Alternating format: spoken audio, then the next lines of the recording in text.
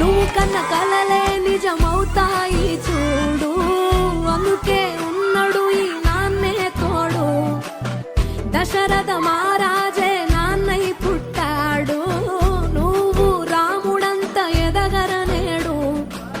చరితలు ఎన్నడు చూడని మమతల గూడే వీధిరో, సంపద అంటే ఏదో కాదురో, ఇంతకు మించి అది